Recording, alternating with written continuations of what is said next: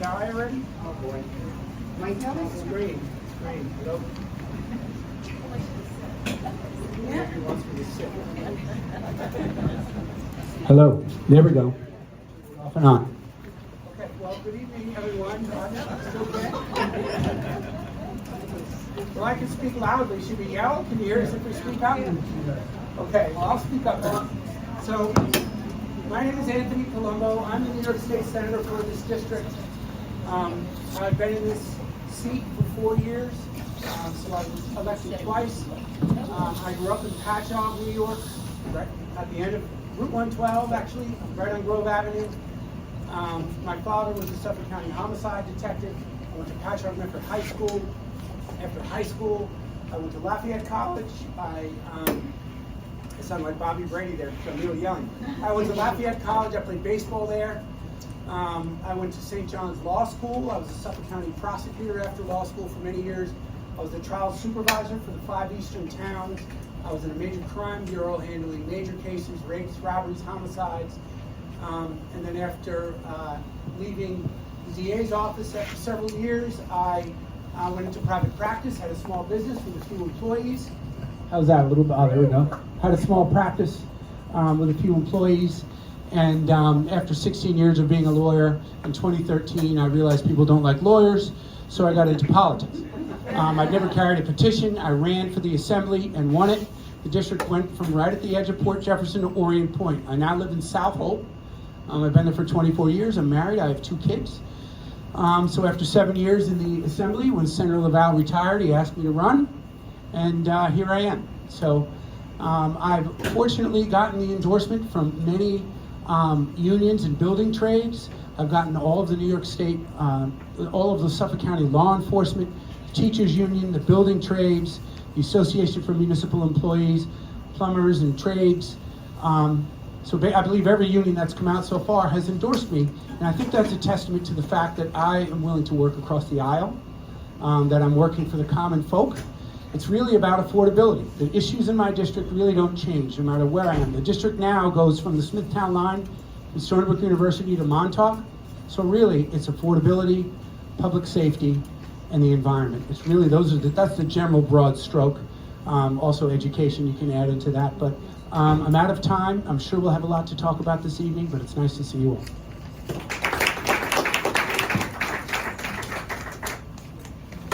You ready? Ready. Good. All right. Hi, I'm Sarah Anker. I'm a former Suffolk County legislator for the past 13 years, so I appreciate being a county legislator here, but actually my last day was December 31st, but I feel like I'm still doing work because people are still calling me with issues, constituents, on my outside phone, my campaign phone of all places. I'm running for New York State Senate because I know there's so much more to be done. I've been a civic member for almost 30 years in Mount Sinai. We worked together to create the Mount Sinai Heritage Park when that area was slated to be a Home Depot. So I know what it's like to have the community come together, the civic community come together, historical, the schools, the Chamber of Commerces and the businesses, to make sure you get what you want in your hometown. Years ago, I was the one of 5 people to testify at the Port Jefferson High School on Lawrence Aviation.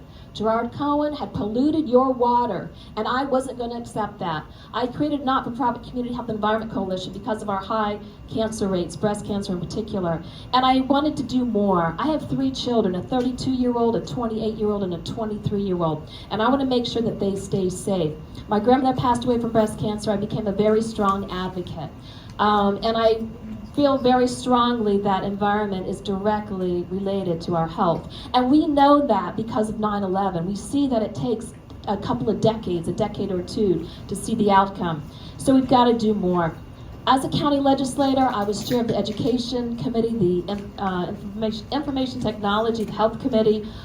There's so much I want to do as a state senator. I encourage you to go to sarahanker.com. Affordability, clean water, addiction prevention, health, business, small businesses. We have $7 billion tourist industry. Port Jefferson is one of the sparkling examples of a town, a tourism town. Let's make sure we support your town and do more. But thank you for inviting me here. Appreciate it.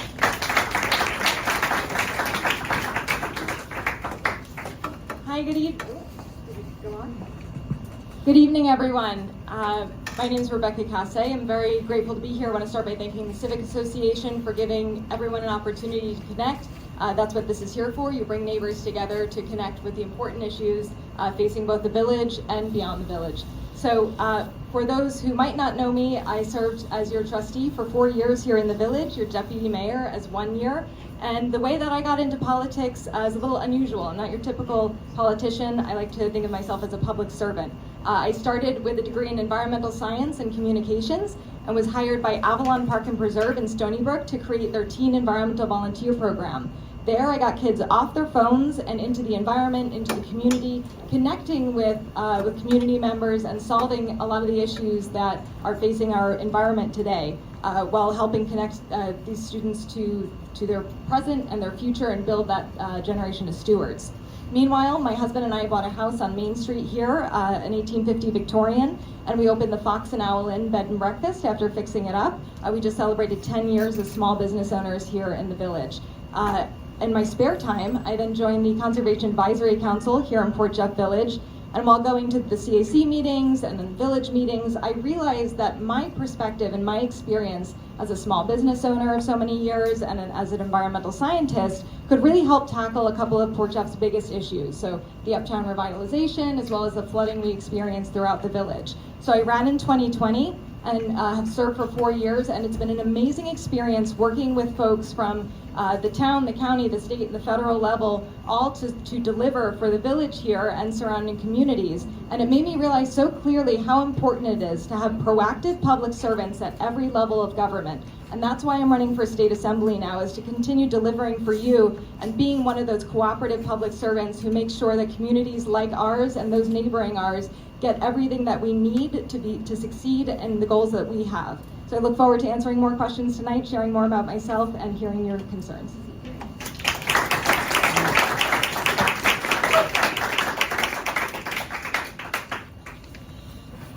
Good evening. For those of you who don't know me, my name is Assemblyman Ed Flood. A little bit about me. I grew up in Port Jefferson Station. I graduated in Commonwealth High School.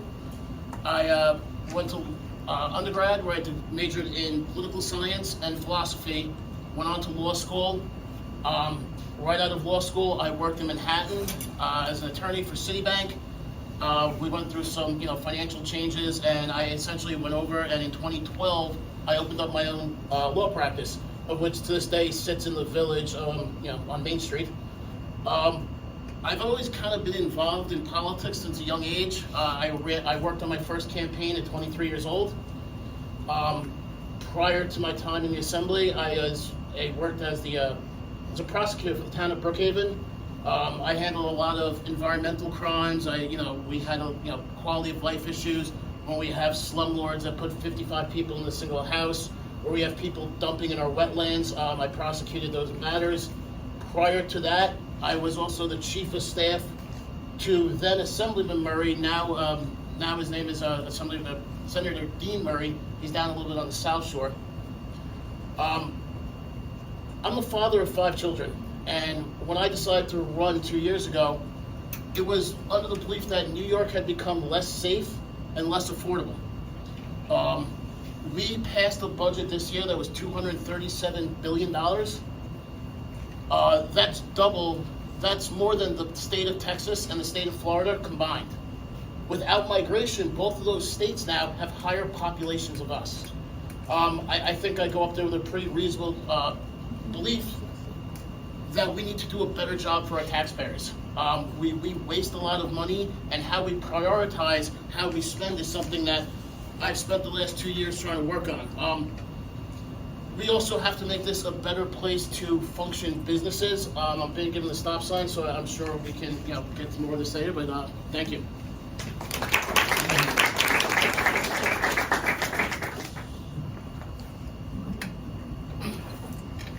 I would like to introduce our panel, who selects the questions and sorts them for duplication, making sure that we can have a consistent conversation. We have Kathleen McLean. She's our correspondent secretary and outreach officer. We have Yolanda Shores, twice elected former trustee of Port Jefferson. And we have Leah Denai. School district in California. Oh, Slightly different, two coasts. I apologize. That's great. And we have Leah Denai, the publisher of the Full-Time Records in the TBR group.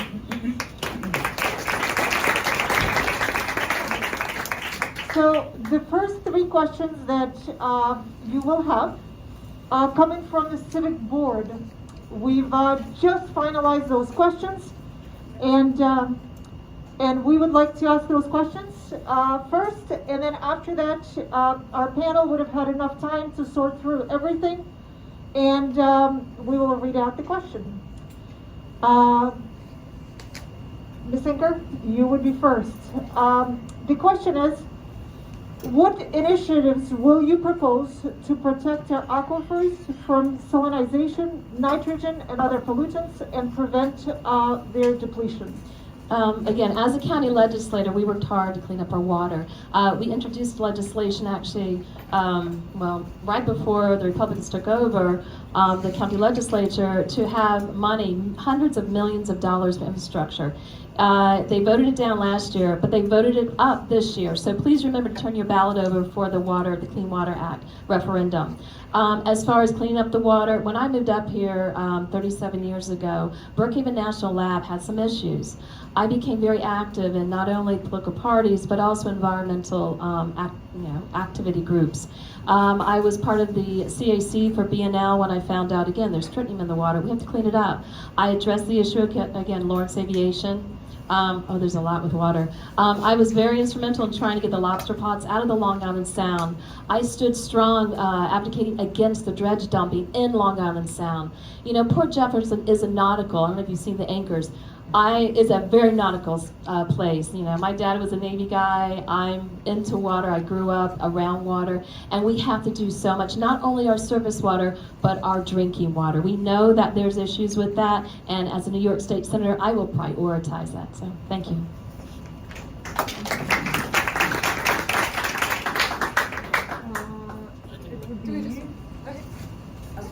Same office. Oh, I thought we were going to- Would you want to do same office? Oh, we could. Yes, you like. We're here at your disposal. Very good. Same question. Not work. Doesn't work for me. There we go. There we go. Hello. Okay, so you can't. Senate District 1, obviously having the 5 eastern towns can't be entirely screened. So a lot of the problem That was caused by, the nitrogen issue was from septic. So there are a lot of individual septic systems. So we need to think about different ways that we could move forward. Ideas to control the septic, controlling our environmental issues regarding farming and so forth. So bottom line, what have I done? We have a community preservation fund for the 5 eastern towns. I have carried and made changes to that for many years, along with Fred Thiel, who represents the South Fork. He and Senator Laval actually created that fund. Just this year, we mirrored the language to comply with the Bond Act, so we can get more funding, as long as since we're in compliance with the federal act as well. We also tweaked it a few years ago to include, it was supposed to be for open space only, but because it was generating so much money, over $2.5 billion have been collected in that fund. We now then switched that we could use it for clean water and infrastructure projects with respect to our clean water and drinking water. As Andrew mentioned, the referendum coming up, that was the brainchild when we were in Manorville hooking up 63 homes that had issues regarding nitrogen in their wells, PFAS, PFOA. Actually, at the time, it was Steve Ballone, myself, Senator Schumer. We were able to get some money. We got the extra $1 million to put that over the line. At that press conference, we discussed it. I sent a letter to the county executive at the time that we should include that referendum for our clean water, which is thankfully on the ballot this year. Thank you. Hello. All right, you guys try.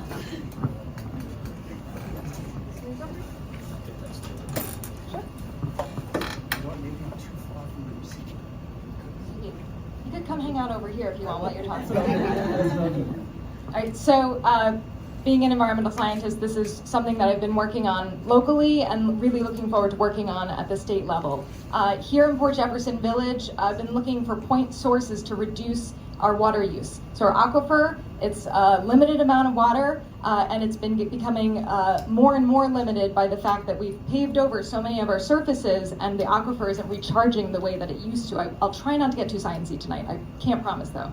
And so, so one of the things that I'm going to work to do is make sure that we're bringing home funding from the $4.2 billion Bond Act to bring funding home and preserve open space, but also be very innovative in this area. We've had conversations about water reuse from the sewage treatment plant down here in Port Jefferson, or even some of the hospitals, and we've talked about hooking those up, that treated effluent water that's safe to use on golf courses, and actually it comes preloaded with all of the fertilizers, nitrogen and phosphorus, and so it's a great environmental effort.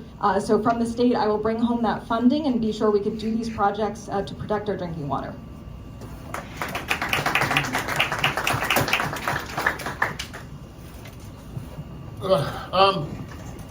So it's always difficult doing this as the last person because some ideas have already been said, but as Sarah Palumbo said, we do have that ballot initiative on the ballot this year. That was Fred Thiel's bill, of which I have a co-sponsor of. I think it's a wonderful idea.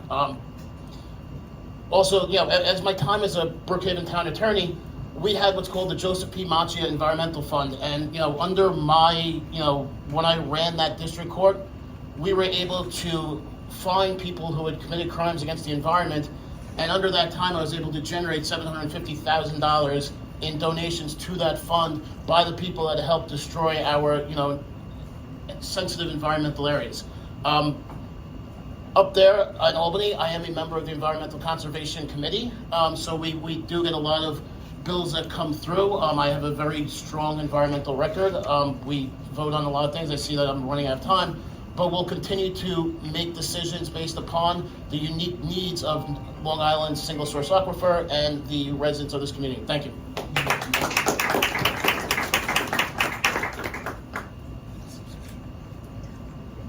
So the second question from the Civic Association Board is, the Port Jeff Fire Department continues to experience severe flooding. The last storm left 36 inches of sewage-laced water in the firehouse. What assistance will you provide to help the village relocate the firehouse?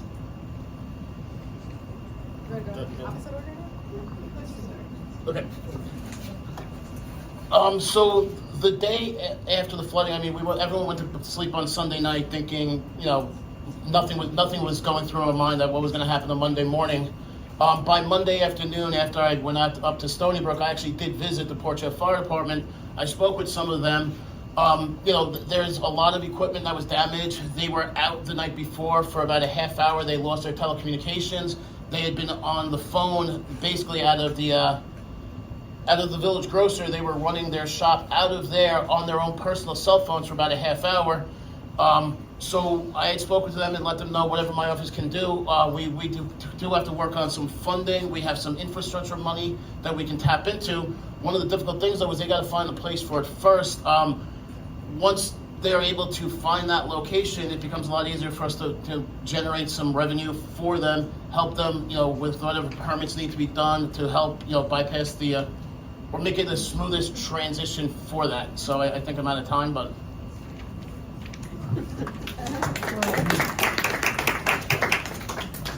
So flooding was one of the major issues I focused on here in Port Jefferson Village. I worked under a state grant to look at climate resilience with a focus on flooding and obviously a big focus on our emergency services, because how can our emergency services serve us if they are underwater? So we were looking closely at that, and over the course of 4 years working, it all culminated in my identifying and securing a federal level flood study for Port Jefferson Village from the USGS to bring federal resources to the village to better understand what happens when we have compound flooding, which is flooding from stormwater runoff, flooding from the tide coming up, and flooding from our groundwater coming up all at once. Unfortunately, we're the poster child for this, so that's how we were selected, and with me billing us as such. And so I will continue working with them. On Monday after the flood, one of the many floods we've had, I went around and collected data from all of our small businesses and the fire department and our nonprofits and the theater, and to see who flooded where so that I can submit that data to our colleagues at the USGS. And so I look forward to continue working with them from the state level to identify what kind of infrastructure will actually make a difference here in Port Jefferson.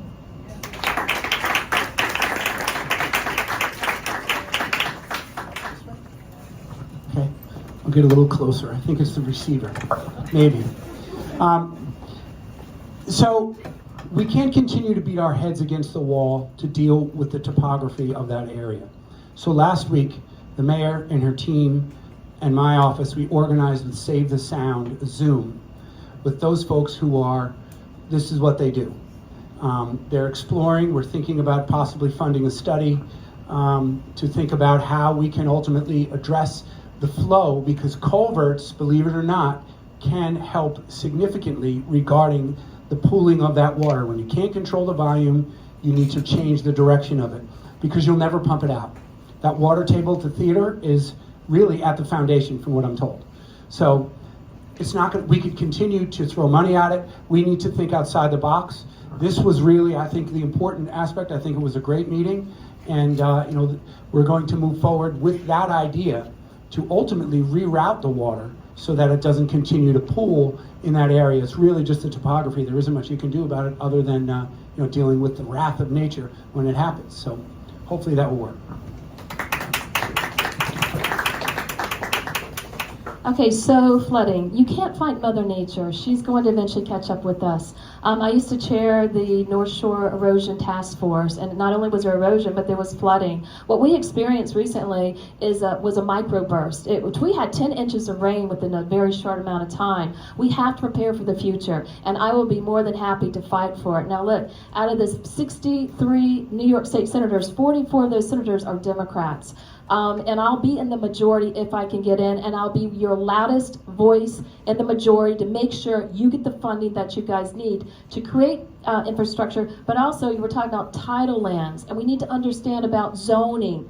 I fought for the CHA maps. That's the coastal erosion hazard area maps, and the state just released them recently, and it shows that we're expecting to have higher and higher tides. We have to do more. We can't wait for things to happen. I've always been a proactive elected official. I will continue to be. Thank you.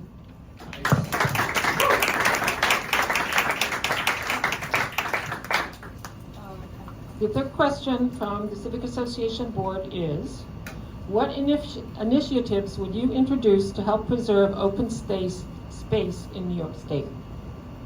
Do you want to get it? Shall I repeat it? Good. I can go.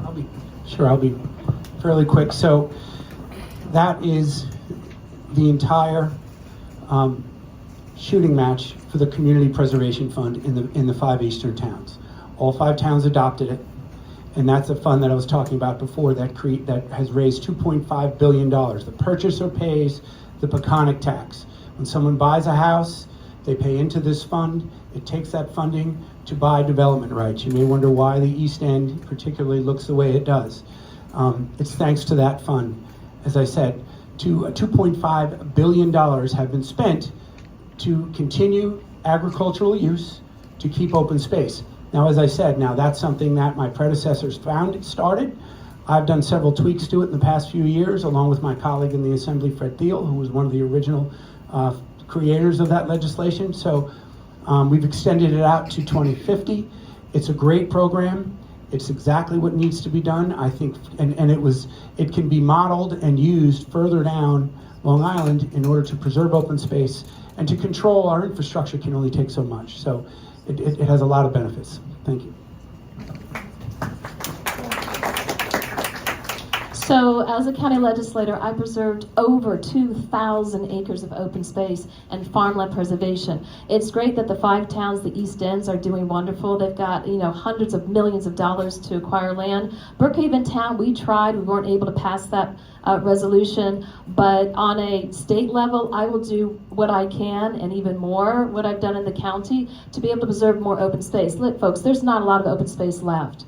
And I talk about our economy, the tourism, $7 billion in tourism. They come here because of our beaches. They come here because of our marinas. They come here because this is such a beautiful place. And, I worked a lot in Patchogue, and I see how the sister of Port Jefferson and what you guys are bringing to Suffolk County is immeasurable. So I'm here to help. I can't wait to literally dive into the water and making sure that your town is the #1 town as far as tourism, as far as cleaning up the water, and making sure that you continue to shine like you are today. Thank you.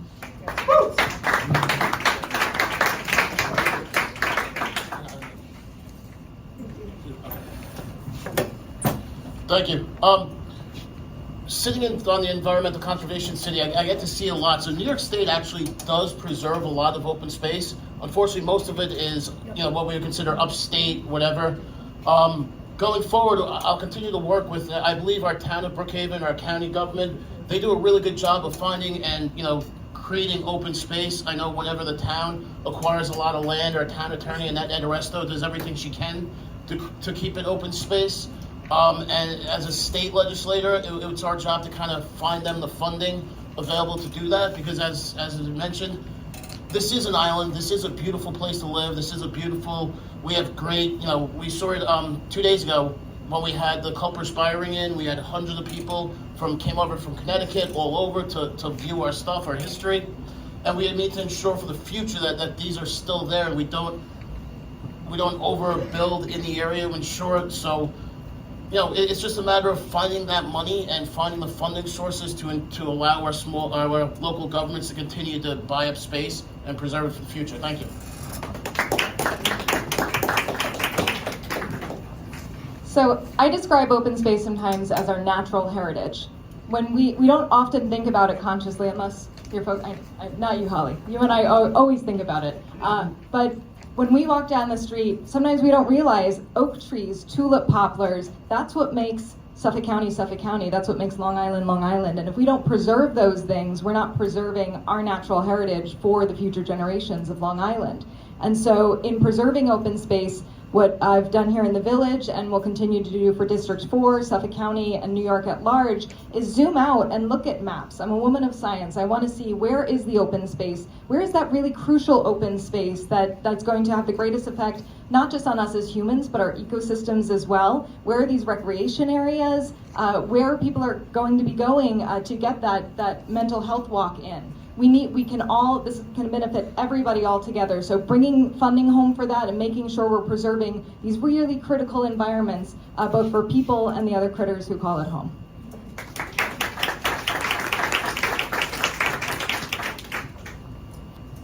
Okay, First question from the audience. What do you consider your most significant achievement in office to date?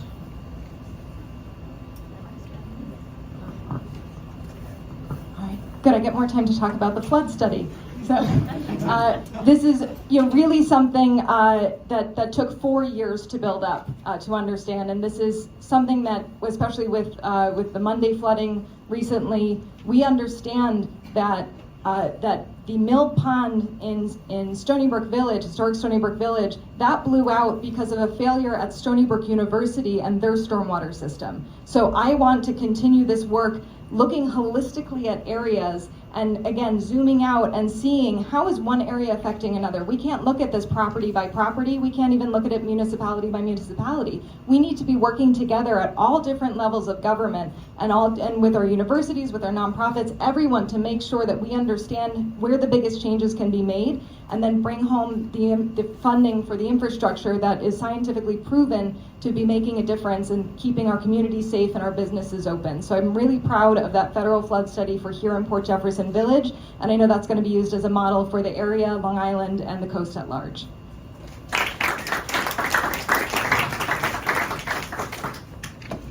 Okay, so this is going to be a little tough in a minute, so I'm going to speak fast. In the 2 years I've been in office, I've been able to secure a lot of funding for our local municipalities. Jessica from over in Port Jefferson had called at the Port Jefferson High School, called and says, hey, we're getting gutted on some of the STEM money. I was able to get them a $30,000 grant to keep their STEM program going. I was able to secure a $125,000 grant for the Setauket VFW because they do a lot of great work out of that building, but the infrastructure was falling apart. They're all now also teaming with the Port Jefferson. What was it? Another one of the military organizations. I was able to secure money for every library in this district, including the library we're sitting in. I was able to get them an $8,000 discretionary grant. I got another $125,000 for the Gordon Heights Fire Department, where they are overly taxed and they have no commercial base. We were able to finish up projects to do construction on the. I'm seeing the side, but on the bridges over by Sheep Pasture Road that was, built in, I believe, 1914. We're able to finish up with the town of Brookhaven on that $15 million grant. Okay. Sorry. Okay. So in light of what's happening with our schools, the tragedies and the shootings, especially the recent one, the school active violence emergency hotline. I created that with Civic County Police Department and the 911 call center shortly following the Sandy Hook's tragedy shooting. We're sitting in my office, I'm with my staff, I have the TD Bank right next to me, and I said to my staff, don't school districts have a panic button? And I assumed they did. I called the superintendent of Mount Sinai Schools and he said, no, we don't have any extra type of emergency assistance. So again, working with the police, working with IT department, working with the schools, we now have the SAVE hotline. It creates an emergency response to all emergency situations. So, in addition, I have about 10 seconds left. It's the environment, folks. It's water. It's our health. It's public safety. There's so many important issues. I just, I can't stop because there's so many, but thank you so much. I appreciate it. Yeah, a minute is tight. Okay, so my first bill ever was a first-time homebuyer exemption. I'm always focused on making Long Island more affordable. I passed 56 bills through both houses in 3.5 years in the Senate. I don't know how many in the Assembly, which is more than most members on both sides of the aisle. But I would say, just to pick one, we enacted last year my bill for a community housing fund, just like that other fund that we told you about. The towns get to adopt them themselves. 4 of the 5 East End towns put them on their ballot. It passed all 4. It should create workforce and affordable housing. And for example, East Hampton has already gotten about $7 or $8 million into that fund to help our kids and to help our families stay on Long Island, because there's a brain drain. Everybody's leaving. It's prohibitive to live on Long Island in many areas. So that's just one specifically that can be the model, I think, for the rest of Long Island and the rest of the state, so that we can at least give that assistance to those first-time homebuyers and young families that need it most.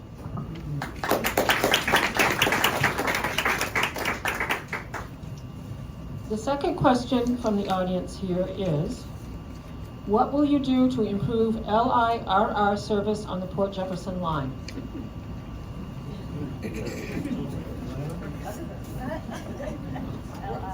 On the Port Jefferson line. So, can we go back to Lawrence Aviation? Where's Bruce Miller? All right, come on, folks. We can do a better job. We have to make Port Jefferson the hub, the transportation hub. You guys could bring more tourism in, get folks to work on time in the city. I'm looking to support moving the Port Jefferson Station, Port Jefferson line over to Lawrence Aviation. I know there's been a little bit of a issue there trying to deal with congestion pricing and the money that was supposed to come there. But as your New York State Senator, I will make that one of my highest priorities to make sure that you guys get the most incredible train station over there and make sure that it's electrified, because that's how you're going to compete with Ronkonkoma. I'm telling you, most people will go to Ronkonkoma, and let's bring them over here. Let's bring them here to go to your restaurants, go to the different, again, tourist spots. I keep focusing on that because I know that's so important. So we have to make sure that also building transit-orient housing, and I've worked with that with Libby, I've worked with that with Stony Brook, making affordable housing near train stations. It's what I've been doing as a legislator. I'll continue to do it as a New York State Senator. Thank you.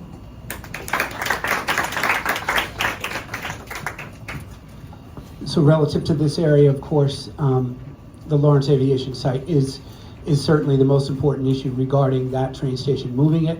In fact, we've been dealing with, there's a wrinkle between DEC and DOT and the MTA. I've spoken with the president, actually went to high school with the president, the new president of the Long Island Railroad. So we have a good relationship in that regard, and we're trying to get that done. Electrification is always the greatest thing, to have a one-seat ride all the way into the city.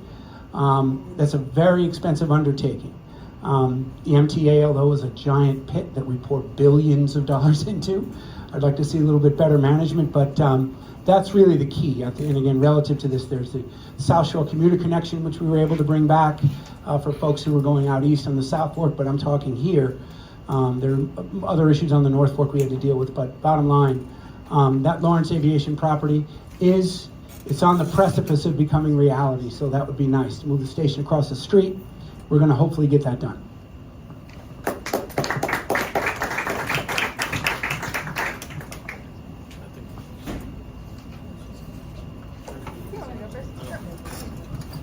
So we need to make sure that that giant pit of money, we're scooping some back out and bringing it back to Suffolk County here, to Long Island. The MTA seems to neglect the fact that we out here in the suburbs use the MTA transit. We use the LIRR both for recreation and to get to work. My husband commuted to the city 5 days a week for over a year, and it was not pleasant.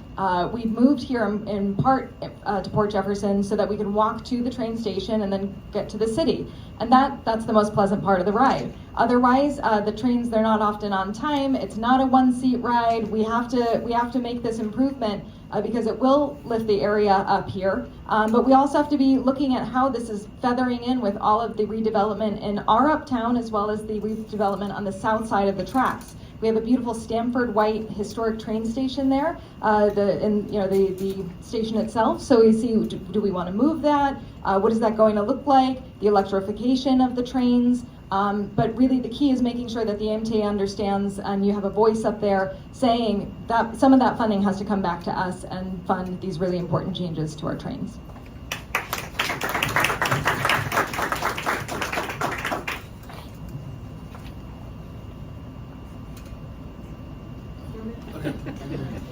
So I've long said this, the MTA looks at Long Island like it's their own, or we're their own personal ATM. They did this with the MTA payroll tax, where they're hitting a lot of our businesses who don't necessarily benefit from the back commute, the reverse commute coming this way. One of the first things I did after elected, before I even took office, is I had a Zoom call. We went on about an hour and a half with the MTA boss. And right now, as you know, basically everyone up in here had said, is that there is the transit moving over to Lawrence Aviation, changing the station to the west side. But there are some hurdles with that. So for electrification, there are some across this path. There are some, we need some, whatever they are, hub stations of that, electrification, which can require right now us to have to purchase, or the MTA to have to purchase land or actually take it. And so there are those matters we're trying to issue with that. The reality is the MTA has to do the right thing. I've been on record for a long time, as long as I've been up there, beating that Long Islanders don't get our fair share. I was one of those people that commuted from Ronkonkoma while living here because we didn't have the biggest, we just didn't have a big enough ride share, and all right, I'm being told to stop.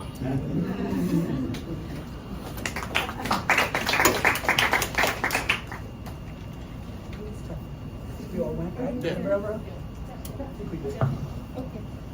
You're supposed to keep. Next question from the public here. What have you done, or what will you do for addiction services in the state? I'm sorry. Did you all hear? Addiction services? Yes, I'll go first. All right, so one of the things, and this may not seem, 2 years ago we found, we allocated about $1 billion in the budget towards mental health services. Often we kind of overlook the connection between mental health and drug addiction. My colleague over in Huntington, Assemblyman Keith Brown, he puts on these forums where we bring lots of people in. And this might not tie into this, but one of the biggest problems we're having with addiction services right now is that under our bail reform laws, judges are no longer able to do what they could do. And like I said, I was a lawyer for a long time. I did a lot of criminal defense work. And when I had people come to me with drug charges, we could go to court and a judge had the discretion to say, well, you're either gonna go into outpatient treatment or you're gonna spend 30 days in jail. and that would be able to force our defendants and force our clients to go help and get the treatment they need. Right now, the judges don't have that discretion, and I think that's a common sense fix we can tweak under the bail reform laws, so that, you know, judges in their capacity can start putting people into treatment that need it, that aren't getting it right now.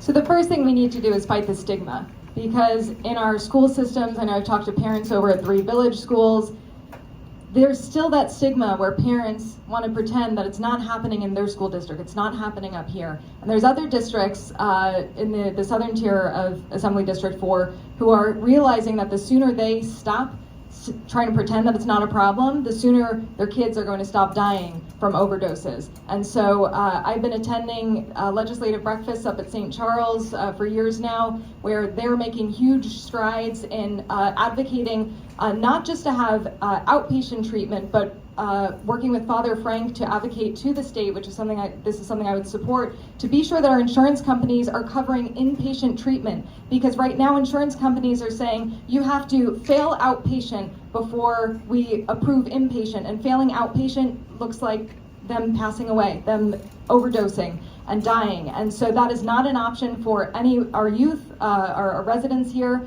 So I want to be sure that those voices are brought up, and we're holding our insurance companies accountable and making sure that they're not killing our young people, and instead treating them and helping to stop this crisis.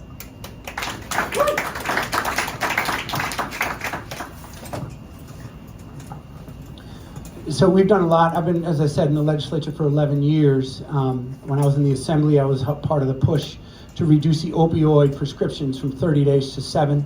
You have someone who'd have an arthroscopy on their shoulder, they'd get 30 days worth of oxycodone. I was a narcotics prosecutor for a while. But really, that's on the criminal side. When I was a narcotics prosecutor, I was manning the drug court. So there is a carrot and stick approach on the criminal justice side, but on the mental health side, in the assembly on the North Fork, I created a mental health initiative, because they don't have the services out there that you have up here with Mather. All the obviously much more significant population here, but they created that mental health initiative. There was one on the South Fork that Assemblyman Field and Senator LaValle created. I created one with the senator for the North Fork, and now as the senator for both forks, we fund those every year. And that's a behavioral health initiative to allow students to address all these issues in confidence. They don't have to go to a school nurse, they're going to an actual mental health professional, which goes hand in hand with addiction, I believe.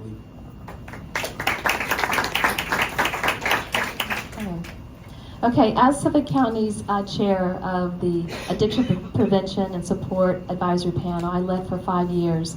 I was able to bring about 30 people within the court system, police, the hospitals, advocates, and we came up with programs, we came up with initiatives. Suffolk County was the second municipality in the country to sue the pharmaceutical companies. We got $200 million in support to try to address the issue. There's 100,000 people die every year in this country of overdose addiction. We have to do more with education. And when my son was 13, he's now 28, a 13-year-old child died on his couch because of a drug overdose.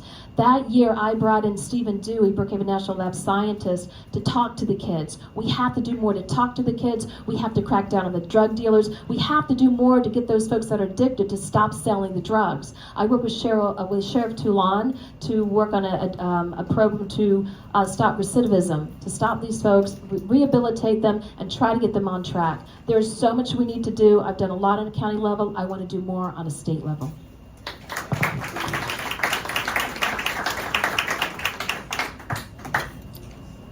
So we have a couple of questions that are going to combine into one.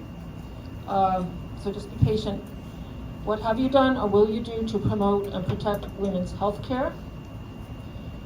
Should the government be involved in reproductive rights? And do you support a woman's right to choose? Clear? Mostly clear? Go ahead. Can I hear? Sorry. I absolutely support a woman's right to choose. Come on, again, this one gets me kind of fired up. My 32-year-old daughter has less rights than I did when I was 32, you know, and I won't tell you how old I was. I had her when I was 5. But it's very frustrating, and to see the clock go back on women's rights, and it's both reproductive, it's both, you know, working career-wise.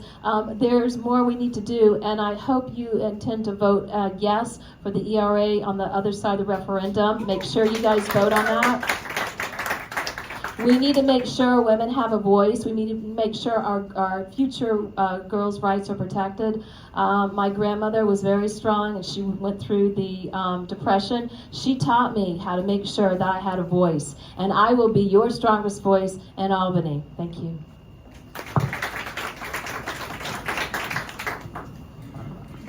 Well, we have done a lot for women's rights, but I'm sure that what this is focused on really is the Equal Rights Amendment. I actually voted for it initially. We were promised that the language was going to be changed because with its current iteration, it actually was supposed to have been on the ballot last year. The only change was to make it a political football for this year, unfortunately. All they did was move the date to an election year.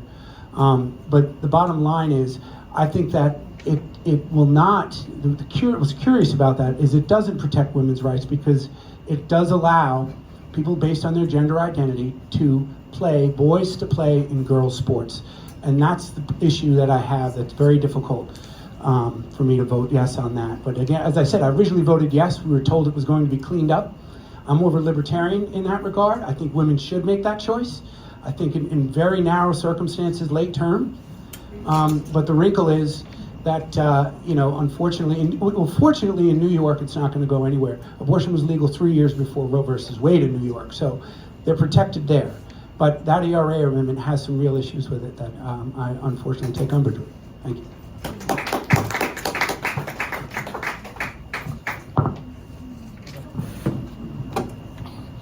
All right, so similar to what Senator Palumbo said, is the reality is New York has some of the strongest abortion laws in the country. A women's right to choose is not going anywhere in New York State, regardless if the ERA passes or not. You know, we have, as Senator Palumbo did say, I am the father of 3 little girls, and what the ERA scares about me is the ability for a male to then be allowed to compete with my children in their sports. They allow biological men to enter restrooms with women. We've seen this at the you know, the national level with swimming. We've seen this in other sports. In that specific issue, I'm opposed to the ERA. But there is some good stuff in there, and unfortunately, this is what a lot of what the majority does in Albany is instead of letting issues stand alone and get a vote on themselves, they put a lot of good things in with some not so good things and controversial things, and then turn and point and say, well, you guys didn't vote the way we wanted to. There is a lot good in the ERA. However, there's enough in it that I do disagree with that. I'm going to have to vote no.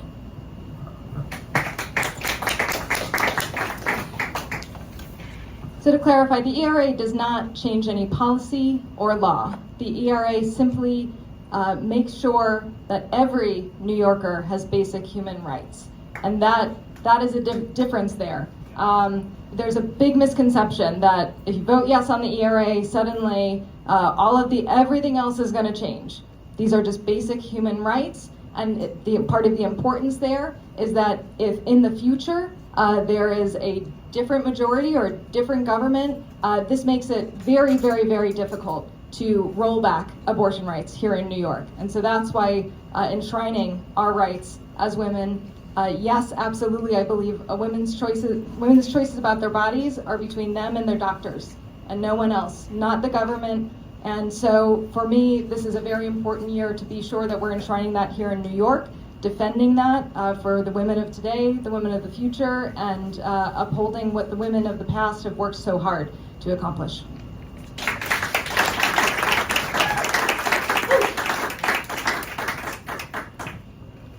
Next audience question. What is your position on or proposal for reducing gun violence?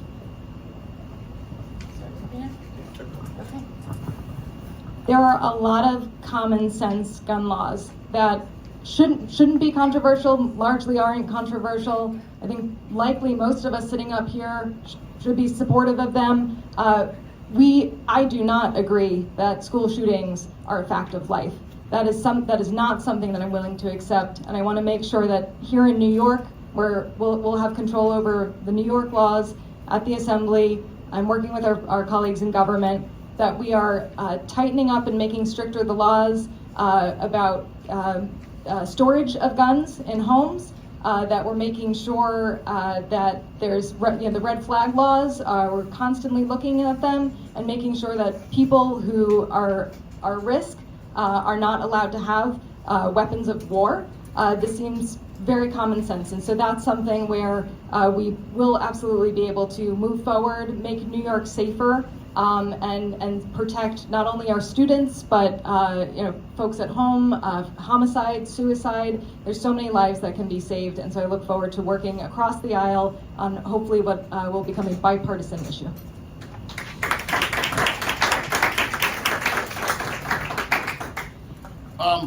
A common sense thing that we could do is we need to roll back some of our bail reform laws and give judges discretion to hold those people they deem dangerous or a danger to the community on bail. Currently, we're the only state in the country that doesn't allow a judge to determine the dangerousness of an individual that comes in front of him to the community. We have seen New York get actually less safe with these rollbacks.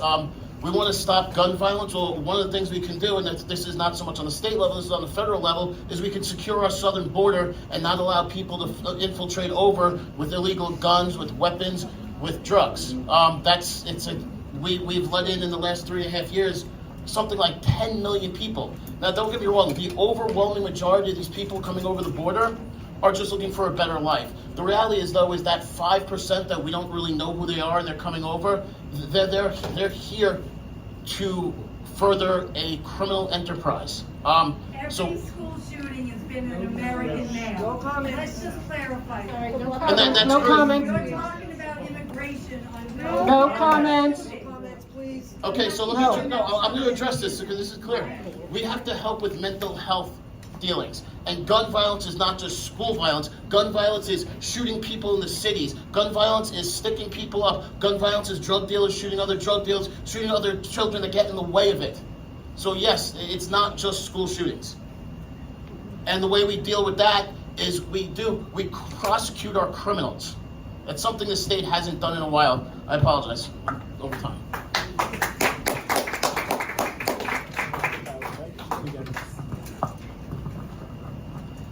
So I'm the ranking Republican on the Judiciary and Codes Committee. Anything with a penalty goes through the Codes Committee.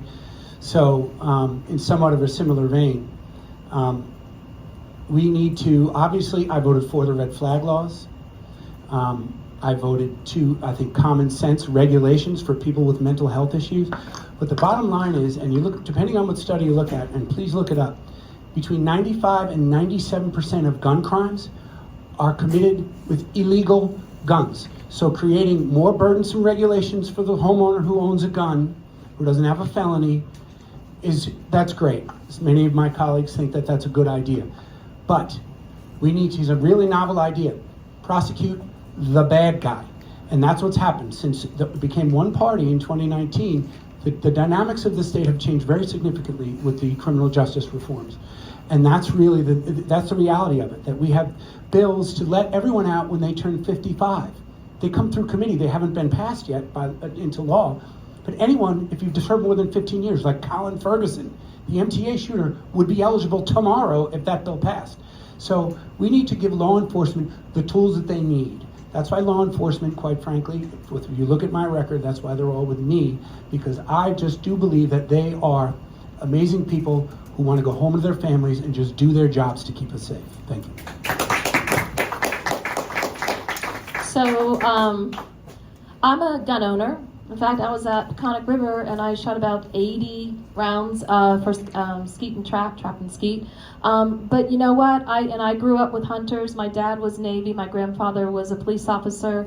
I get it. I represented an area, the county legislature, that had all the above. The hunters and the law enforcement. So I get it. But there needs to be common sense gun regulation. Look what is happening in our schools. Look what is happening on our streets. You know, my opponent, again, he voted against a requirement for officers to take temporary custody of firearms when responding to reports of family violence. That is so common sense. Again, voted against it. Voted against establishing a 10-day waiting period for the purchase of firearms. Common sense. We need to make sure that those folks that are getting those firearms are mentally mentally healthy enough. There's just way too much violence in our country. Compare what our country is dealing with guns with any other country in the entire world. We're at a boiling point and we need to do more.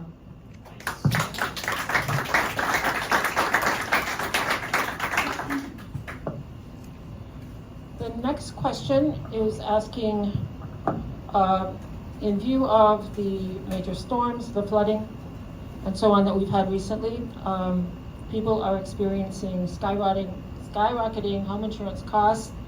Some insurance companies won't cover you because of the closeness to the water, and they don't cover water damage. What are you going to do to improve the situation with home insurance in New York State in general?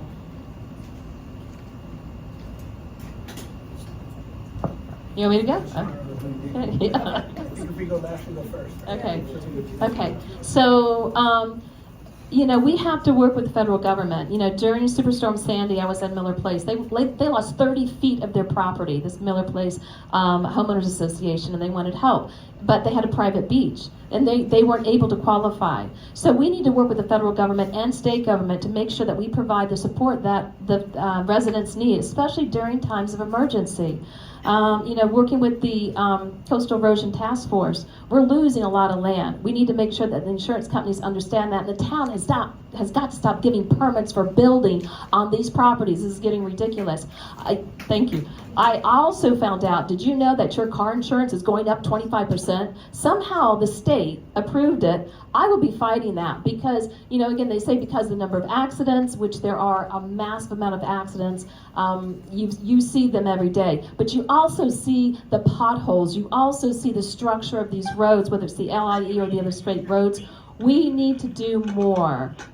We need to do more, and I'll be there to fight for, you know, the roadway to make sure motorcyclists, our kids that are just learning how to drive, that our streets are safe, and that the insurance don't rip us off with our, you know, homeowners and our car insurance.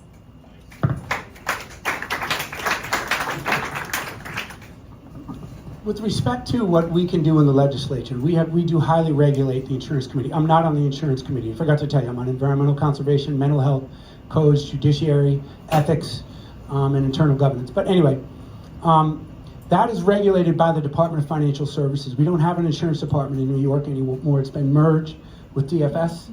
So they're the ones who really control and approve or disapprove rate raises, almost like the Public Service Commission for Public Services. So what can we do? I think we can harden our infrastructure. We can put money into making our communities safer.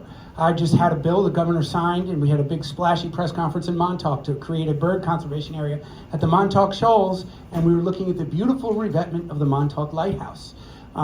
Senate District 1, I believe, has more lineal feet of waterfront than any district in the state. So hardening and creating maybe culverts for Port Jeff that can redirect water, drainage, not a little tiny pipe, an actual real culvert that can take millions of gallons of water in an hour. So I think that's what we can do more in the legislature than regulating insurance even further, because that's kind of outside the bounds of what we do. I think that's something that would be best by hardening our infrastructure so we can do more to prevent the tremendous damage that occurs when we flood. Sorry, that minute goes by quick.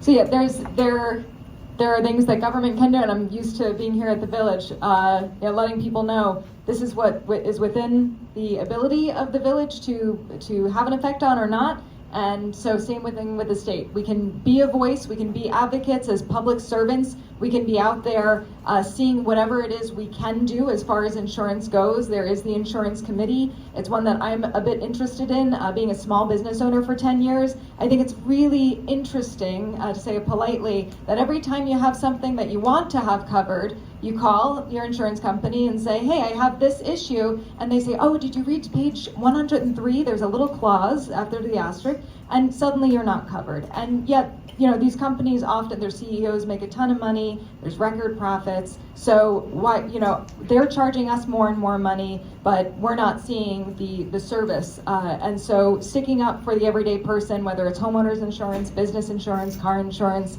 I will seek out whatever it is I can do as an assembly member and be sure that I'm advocating for those rates to be fair.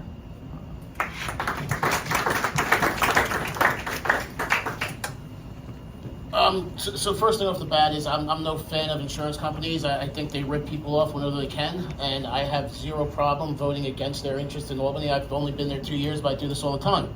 I don't really care if the insurance companies have to pay more money because they are making record profits. As what Senator Palumbo alleged to is that this kind of falls under the Department of Financial Services, and this is something that I have often criticized of our government, is we take these important decisions and then we stick them under an agency review so that there's no real accountability by the electeds who make these decisions anymore. We put it on the agency so we as elected officials don't have to face the repercussions. We can pass the buck and say, well, it's under the agency, I'll work for it. I'm more in favor of making these decisions back, pulling them back within the legislature so that the people up here and the people up in Albany can stand by their decisions and say, we're going to be held accountable for the decisions we make for the financial future of our constituents. And that we shouldn't be able to shirk the buck and say, well, it falls under this agency, there's not much I can do.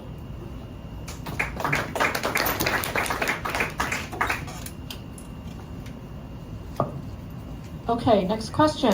What have or will you do to make college more affordable in New York State? Okay. Colleges always been expensive, but you saw the real increase is after the federal government got involved in backing student loans back in 2012 or 2008 is when the federal government got involved in backing student loans. And at that point, colleges across the nation said, hey, it doesn't matter anymore. We don't have to worry about a person's credit worthiness when determining it. We can charge whatever we want and the federal government's going to pay the bill. So I think the federal government needs to get out of the student loan business, because that is what has exponentially created a huge increase in tuition. The other thing is, it is some are for profit, some are allegedly not for profits, but everyone knows college is big business. The only thing I can do is, I think we can push our younger children or our school-age children who aren't getting some type of athletic scholarship or some type of other need-based performance or aid to use their community colleges. I think there's Suffolk County Community College is a very untapped resource that's not used to its full ability. So just financial literacy, but I'm seeing the stop sign.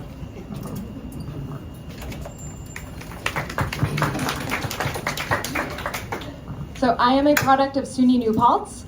I think our SUNY system is one of our greatest assets here in the state of New York. There is such a wide variety of majors and colleges throughout the state. We have one of the greatest in our backyards, Stony Brook. The in-state tuition is affordable, and for families for whom it's a struggle for our SUNY schools, there's the Excelsior Scholarship. I know I reached out to a resident who will soon be heading off to college and suggested they check out the Excelsior Scholarship, which essentially says the state of New York will cover your tuition at a SUNY school if you commit to working a certain number of years in New York State once you graduate with that SUNY degree. And that's addressing that brain drain that came up earlier, because we have to make sure we're investing so much in our public schools, K through 12, as well as our colleges. We have to make sure that we're keeping those professionals that we've raised and invested so much into in our economy here and in our state, so that they can continue making New York a wonderful state.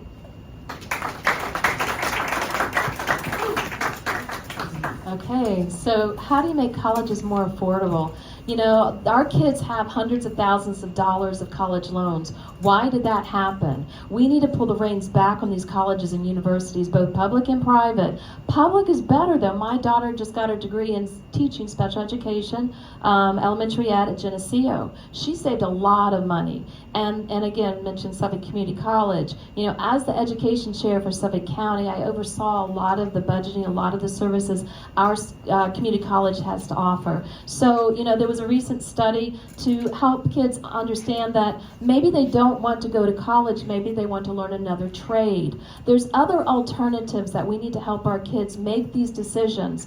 Colleges, car loans, you know, all these things are happening. How can the young adult afford a home here? So we need to, again, as a state senator, I will work with the educational institutions to provide some type of relief and also make sure that they're focusing on the careers that are going to be available in the future. Thank you. So with 2 kids in college, please pardon me if my blood pressure is about 300 over 200 right now, talking about the cost of college. But, well, we can fund it because obviously SUNY and CUNY are funded by us, but there are other subsidies. So I would think boldly, let's start playing games with the money. Let's threaten to withhold it if they don't keep their tuition within a certain cap.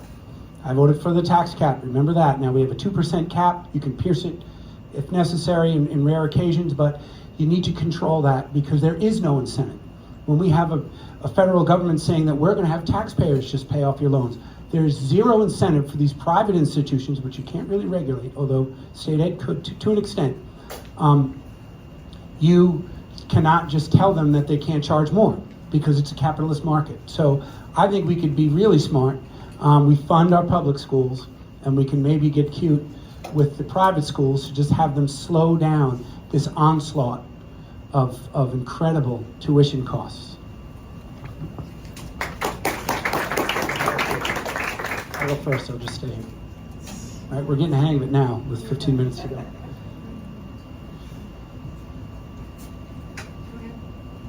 I don't know the question yet. Oh, I'm sorry. I figured I would just stand and look interesting. You ask a question now. Yeah. Okay, so these 2 questions are related, so I was going to ask them. These 2 questions are related. I'm going to ask them, kind of piggyback them, and then people can answer both. What have you done or will you do to bring down housing costs? And what resource measures would you like to take to reconcile Port Jeff's pro-growth development or redevelopment goals with those of village's sustainability efforts? Sure, you think the Stoller project, there's a lot of community input that needs to be done on that. But as far as what I've done, I already spoke about the Community Housing Fund, and I always want to make sure a good example is fully funding our schools. In the executive budget this year, $23 million was proposed to be cut from the schools just in Senate District 1, almost $200 million statewide. Myself and 2 of my colleagues led the charge and went bananas and had press conferences and fought and wrote the governor letters and said, Governor, this is outrageous. Every dollar you get subsidized in your school taxes, which is 2/3 of your bill, is less money that comes out of your pocket to pay for our schools. So fully funding our schools is absolutely a critical thing to make our homes affordable. Not just that, it's a great idea. The Community Housing Fund will help. It's an ongoing problem on Long Island, as I mentioned earlier. But bottom line, the more we fund our schools, the more we help out our homeowners, the better off we are and the more affordable it can be, albeit in incremental steps. That's the most important thing I think we can do in the state legislature.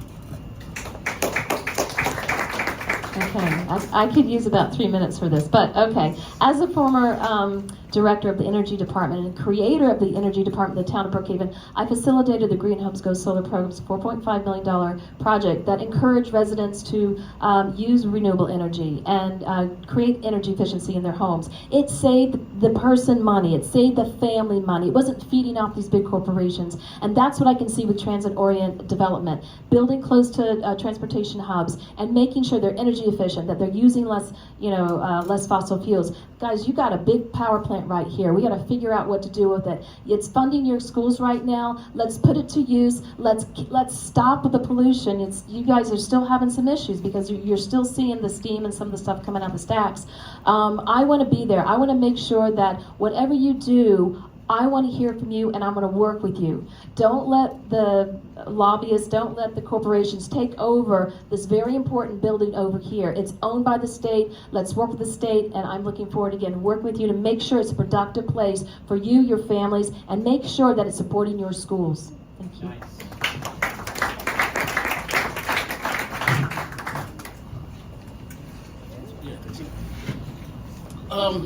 So right now I have 2 bills pending in Albany, one of which addresses, which would create regional mandate relief efforts, and it would set the state to 10 different regional areas. It would put a right-of-way moratorium on unfunded mandates, and it would allow this commission to look determinately at all the state's mandates and find out if every mandate the state puts out there is regionally appropriate to a certain area. The second part of that is that I also have a bill that would require fiscal impact notes on every piece of legislation. So we see that we pay a massive amount of taxes. When we vote on certain bills, we don't know where they're being funded from, how much they cost, and who's paying for it. One of my bills is just common sense. Before we pass a bill in Albany, we should know how much it's going to cost and what are we paying it for, because when the time comes to go to budget time, that's what we're passing bills and we're paying money that we didn't know that we were voting on this. All this will help reduce the cost. The other part of that is that we just need the interest rates to come down. With that, our supply will open back up, prices will cede because the supply and demand will be down, and it'll be a little bit more reasonable. But we need to do a better job of the state of how we spend money.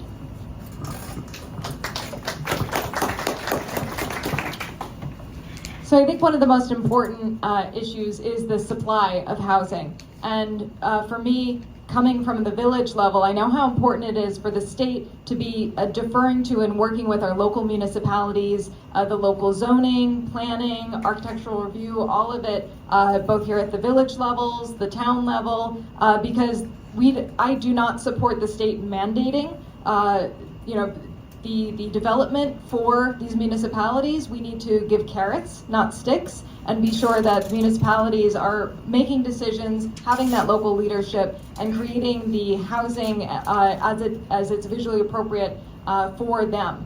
I know, there's no more $200,000 ranches, starter homes being built. And so what I really want to work on is making sure that we are incentivizing the redevelopment of blighted commercial spaces like our Uptown, like those, we see them all along 112, making sure that we're reactivating those spaces, building housing that's affordable for both young folks, but also folks who want to sell their home and downsize. I want to try to incentivize purchase options as opposed to apartments, and make sure that we have this option without affecting our open space, and while re-energizing areas with housing and mixed use.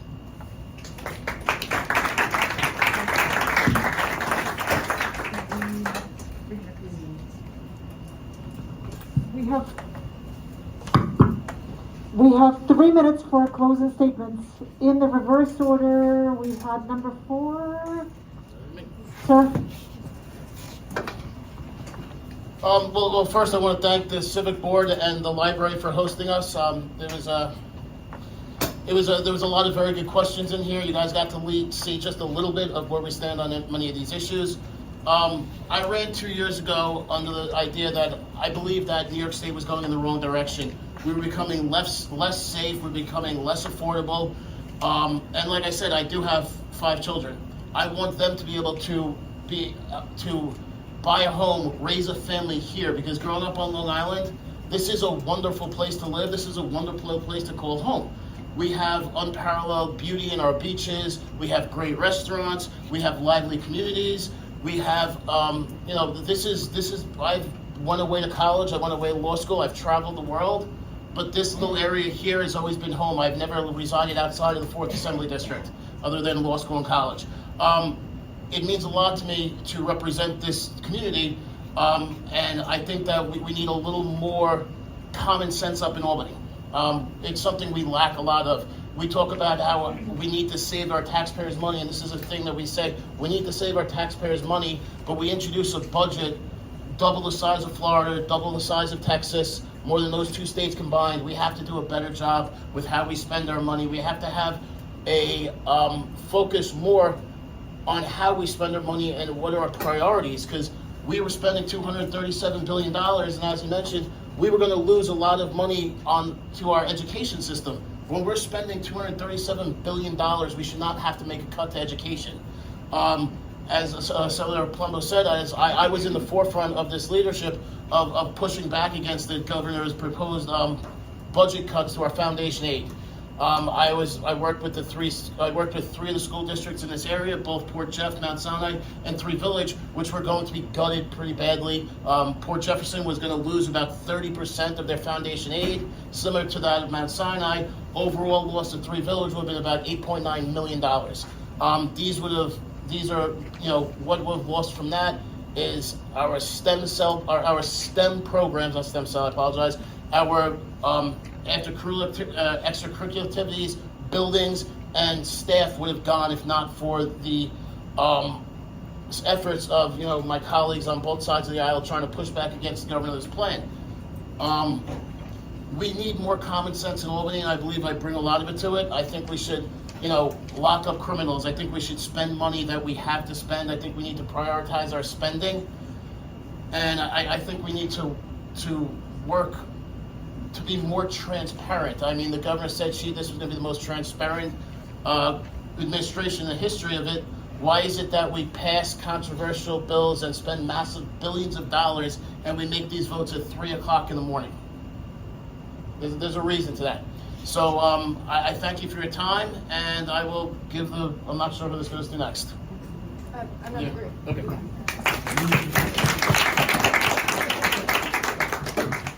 Thank you all for spending your night with us. It's really the success of a community is, yes, your elected officials, but the community members who come out and show up and have these conversations and help inform us. I know for me, when I served at the village, it was the folks who would email or call or show up to meetings and take the time to do that. And really, it's always been incredible to me, and I feel like I want to keep spreading the word. So few people do it, that you are the people who are going to help direct us. And ideally, if the public servant is doing the job in the way that I feel it should be done, which is listening to the people and taking those voices up, in this case up to Albany, and making sure we're representing the community justly. So for me, it's been a pleasure serving at the village here, especially with our unique opportunity to serve not as a Republican or as a Democrat, but rather I was the Action Party. I was the party of one until the most recent election. Now we're a party of two. And so it's really something that's unique, and to practice that service without the bias, without your residents looking at you, they're going to agree with me or disagree with me. No, we just got to focus on our community issues here. And that's a practice that I look forward to taking up to Albany. And that's something that I think we all need to be doing more of, is coming together around our community issues, putting those partisan politics aside, and making sure that we're delivering for the community and not getting distracted by the political games that have been referenced tonight. I am fully committed to not being one of those politicians who are going to play games, because the people who lose those games is y'all, the people who are coming out here trying to make efforts and make things different and better for your community. So I look forward to taking your voices up and all the voices of District 4 and representing the community properly. I'm not going to represent a party, I'm going to represent you as the people. So I look forward to that. I look forward to continuing to work on these issues that we've discussed tonight. You heard all of us say these key issues: affordability, environment, public safety. None of us disagree that those are really important to this community. There's a million other issues. We have traffic. I don't think anyone at this table disagrees with locking up criminals. These are issues that have become politicized that shouldn't be. They're common sense issues, and so I look forward to the opportunity to be a Suffolk Democrat who goes up, is your voice in the majority, and is able to say, hey, you know what works for the city sometimes isn't working for Suffolk County, and have those hard conversations. I was at the rally for school funding, And I was there to say, absolutely not, Governor Hochul, do not take this funding away, $1.2 million from Port Jefferson Village schools. And I will continue to be that common sense public servant for you here and up in Albany. So thank you in advance for the opportunity. I hope to have earned your confidence over the last 4 years and your vote on November 5th. Thank you.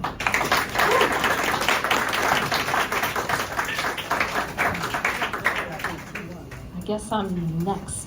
So, wow, thank you so much for staying here and listening to us.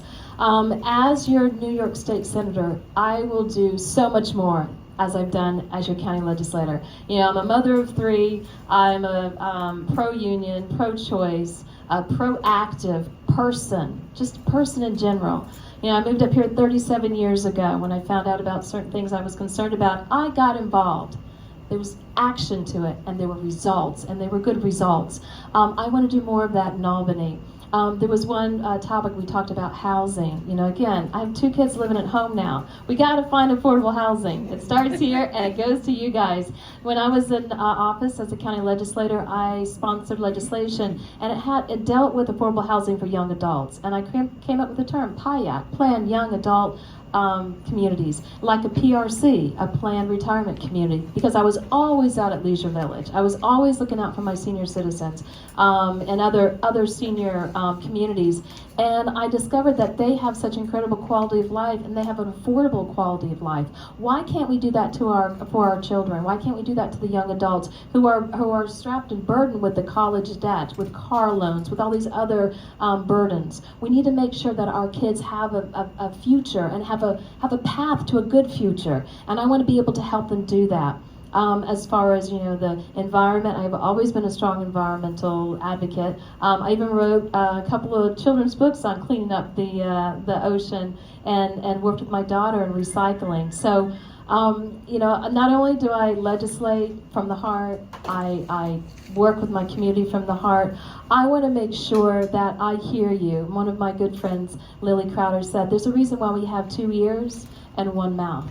We're here to listen. We need to understand, what is your problem? What is your concern?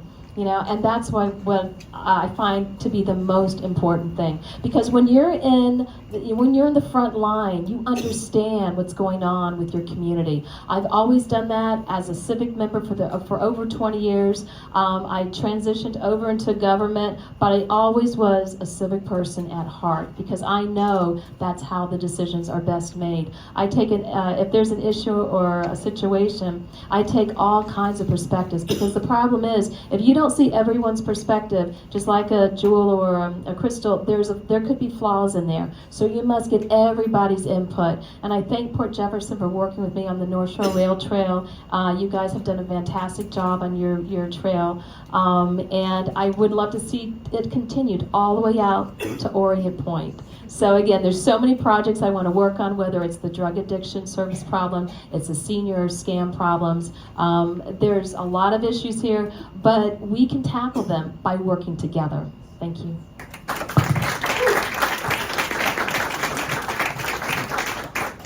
So I'd like to thank you all for coming, thank the Civic, and I don't think anybody said it. Spoiler alert, the governor restored the budget, despite our fiscal constraints, the school aid budget and the school aid runs to what it was the year previously. So we got that $200 million back. That's really the point of what we were saying before. But I do thank you all for coming, and it has been an absolute honor to represent this area now for 11 years in the Assembly and the Senate. These debates go quick. We have a lot of other issues, you know, having been there, and I think work very hard for our constituents. I have, for example, on the opioid crisis, I have a death by dealer bill that I introduced with Todd Kaminsky a couple of years ago, a senator who is now out of the Senate, but he's a Democrat from Nassau County. As I said, 56 bills have passed both houses that were my bills, prime sponsor. So it's about working. Yes, politics is local, but it's also about working with the other side. I think I may have mentioned that after just one term, after 2 years in the Senate, I was promoted to leadership, and I'm the deputy floor leader in our conference. There are only 6 of us out of 21 that are in leadership. So as you do the math, we're 11 seats away. There are a couple senators that actually caucused with us back in the day, 6 years ago when we still had the majority. So we need to bring that balance, and that's why I'm running. For a lot of these reasons that were discussed here. So when we're at, the statewide issues, it becomes a lot of partisan positions that we take that are just really more broad strokes. When it comes down to it, it's about your communities. And that's really what we need to do. We focus on our communities. We do what we have to do when it comes to the affordability, as we said, clean water. The Bond Act was something I co-sponsored. We passed a few years ago. The Clean Water Act that's coming, please vote yes for that. But those are the things that we pay attention to. I believe I have. I hope that you'll send me back. It's an absolute honor to represent you. My heart's certainly in the right place for these things, and my door will always be open to any one of you. So thank you, and hopefully I can count on your vote November 5th.